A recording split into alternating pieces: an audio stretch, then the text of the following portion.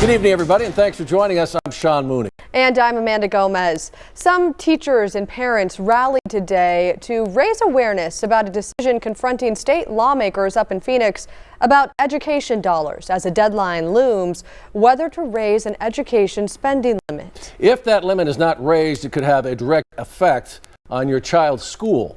News 4 Tucson's Eric Fink joins us live in front of TUSD headquarters tonight with more on what's at stake. Eric. Sean, Amanda, a public campaign now in full swing to urge lawmakers to raise the education spending cap. If they don't, public schools here could lose more than $1 billion. And for TUSD, that's a cut of $58 million. That could lead to massive layoffs and school closures. Tonight, the clock continues to tick. Save our schools!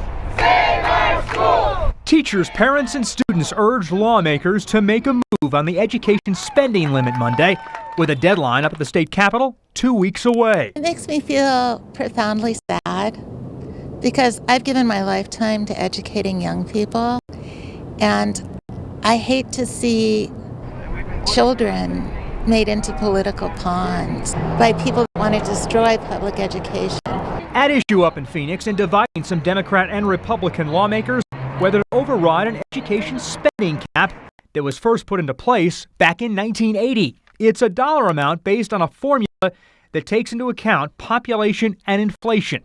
If the legislature fails to override the cap, public schools could lose close to $1.2 billion. No cap!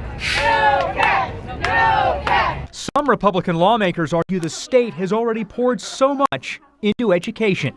So it's nice to point all the figures at the Conservative Party and say we're not doing our job. We have done our job. That's why we are at the expenditure limit. We are at the expenditure limit because we've spent extraordinary amounts catching up in a number of areas. Stop with the shooting arrows and look at the facts. Lawmakers face a March 1st deadline. This is money that's in our budget. To not give it to us based on an antiquated 1980s law, it's just ridiculous. I love being a teacher and I love my students, and they deserve every single dime that the state has already given them, and I will fight for them. The spending cap does not affect private or charter schools. It takes a 2/3 majority vote in both the State House and the State Senate to override the cap.